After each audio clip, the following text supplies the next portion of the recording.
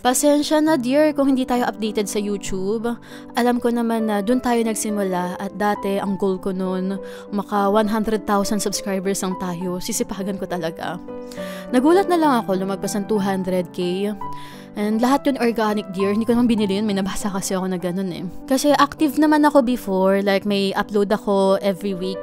Matagal talaga yung gugugulin mo sa paggawa ng 10 minutes video. Kailangan kasi yun para magkaroon ng multiple ads.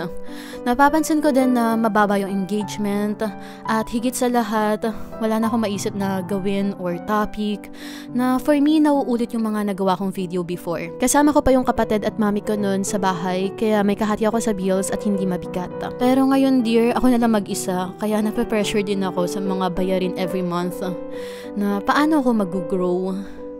Need ko mag-isip ng other source of income. Nag-business ako dear, ibinenta ko yung mga art materials na na-review natin before at yung mga nagustuhan ko ngayon na good quality talaga. Nung una sabi ko nun, kung di ko mamabenta at least gusto ko yung mga products at gagamitin ko para hindi sayang. Di ko rin expected na super i-welcome nyo, na susupport nyo talaga ako. Kaya super thankful talaga ako sa inyo.